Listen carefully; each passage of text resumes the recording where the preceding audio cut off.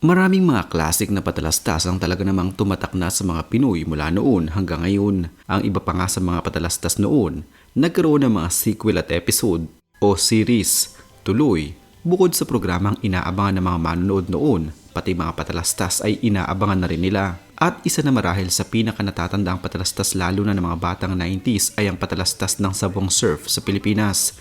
Dito kasi tampok ang pamilya ni Lumen at Lando.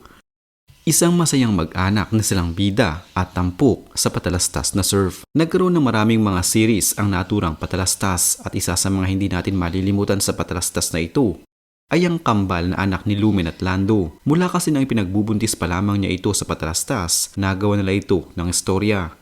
Hanggang sa lumaki at makapag-aral sila. Sila pa din ang bida sa patalastas. Kaya naman ang malaking katanungan ngayon ay kung nasaan na nga ba ang mga kambal na anak na ito ni Lumen at Lando sa surf. Ano na kaya ang kanilang pinagkakaabalahan ngayon?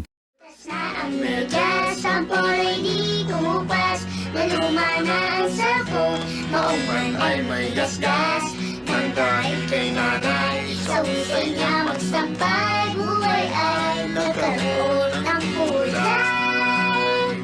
Salamat sa'yo, nanay. Thanks. I'm so touched! Parang teleseryeng sinubaybayan ang buhay ni Lumen at Lando sa patalastas ng Sabong Panglaba na surf. Mula sa kanyang pagiging misis hanggang sa siya ay mabuntis, sina Ana at Maria ang kanyang naging mga anak. Sa totoong buhay, ang mga kambal na anak ni Lumen at Lando sa commercial na sabon ay sina Charlotte at Charisse Hermoso na 5 taong gulang lamang noon. Taong 2017 nang ma-featured sila sa GMA program na Kapuso Mo, Jessica Soho na noong mga panahong iyon ay ganap ng mga dalaga ang kambal at nakatira sa Bacoor, Cavite. Ako si Charlotte bilang Maria, ako si Charisse bilang Ana, at kami ang kambal ni Lumen. Mga dalagang-dalaga na noon na talaga namang mas lalong tumingkad ang kanilang kagandahan. Isa lamang ang ibig sabihin nito at yun ay ang matanda na tayong pare-pareho. Ayon noon sa kambal, kasama nila ang kanilang daddy noong magpa-VTR sila para sa naturang patalastas. Noong una, ayon kay Charlotte, napakarami umuno ng mga kambal na pumila para mag-audition at dumating din sa puntong nawala na sila ng pag-asa. Ayon pa sa kanila, mas marami noon ang mas mapuputi at magaganda kaysa sa kanila noong mga panahong iyon at baka wala na umano silang chance na makuha ang role. Ayon naman kay Charisse, naalala niya umano noong panahon na daladala ng kanyang daddy ang isang malaking bag habang karga-karga silang dalawa sa magkabilang kamay patungo sa audition. Simple lamang umano ang kanilang buhay noon lalo pat bata pa lamang sila. Hindi umano sila tumigil sa kakadasal matapos silang mag-audition dahil sa murang edad nila. Naisip na nilang iyon na marahil ang kanilang pagkakataon para kahit paano ay makaangat sa buhay. Hanggang sa sila na nga ang napili ng nasabing Sabong Panglaba at talaga namang kinagat ng taong bayan ang kanilang ginawang patalastas. Dahil sa kasikatan ng kanilang TV commercial noon, maraming nagbukas na oportunidad para kina Charisse at Charlotte at isa na marahil dito ay ang pintuan ng showbiz. Ayon sa kambal, sobrang saya umano nila nang mapagtanto nilang ganap na silang artista. Sa tuwing sila umano ay lumalabas ng kanilang bahay, marami nang nakakakilala sa kanila at nagpapapicture. Noong una hindi umano sila sanay sa ganong trato ng mga tao sa kanila hanggang sa makapasok pa sila sa iba't ibang mga programa sa telebisyon. Nakapasok na din ang dalawang kambal na hindi na lamang sa pag-arte sa mga patalastas, kundi ang umarte na rin sila sa mga teleserye sa GMA7 at sa mga pelikula. Ang kanilang naging kita sa kanilang pagsama sa mga palabas at patalastas ay nakatulong ng malaki sa kanilang pamilya. Nung una umano silang mag-shoot ng pinakaunang series ng naturang Sabong Panglaba commercial, malaki umano agad ang inoffer sa kanila at hindi sila makapaniwalang magkakaroon sila ng source of income sa ganong edad pa lamang nila.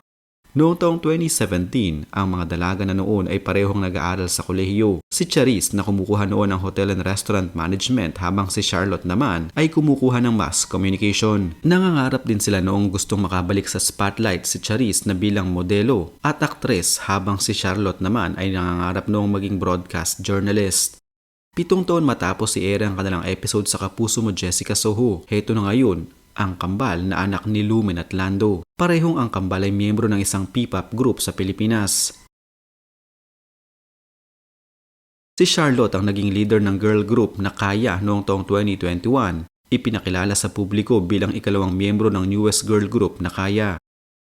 Habang ilang buwan lamang ang lumipas ay sumunod na din ang kambal nito na si Charisse. Noong Disyembre ng taong 2021, unang inirelease ng grupo ang kanilang pre-debut album na Kaya at nag-debut naman ang grupo noong Abril 2022 para sa kanilang unang single na may titulong Bla Bla. Hanggang sa ngayon ay parehong aktibo ang kambal sa mundo ng showbiz. Parehong nag-endorse ng mga produkto paminsan-minsan at nakakasama sa mga palabas sa telebisyon.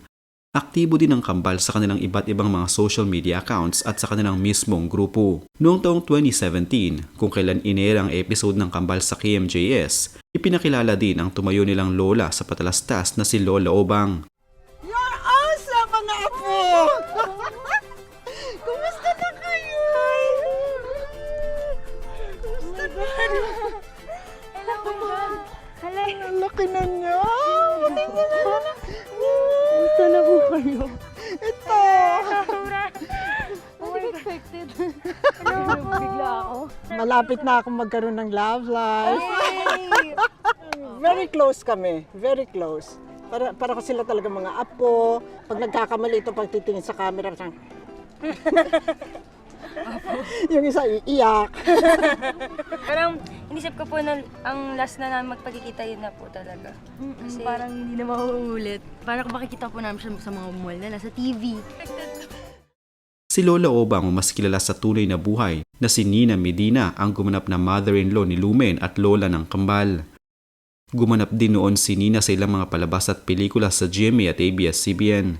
Sa ngayon ay mas pinili ni Nina na isa pribado ang kanyang buhay at hindi na din ito aktibo sa showbiz. Samantalang ang gumanap naman na Lumen ay si January Isaac, batigang aktres at kasalukuyang kasal sa kanyang asawa na si Wade Bodlovic mula sa bansang Amerika. Meron sila ngayong 2 anak at namumuhay sa Amerika.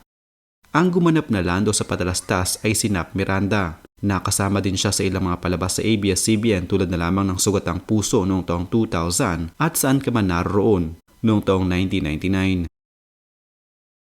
Sa ngayon ay mas pinili ni Nap na mamuhay ng pribado at malayo sa mundo ng showbiz. Malan siya ng uniforme sa eskwela.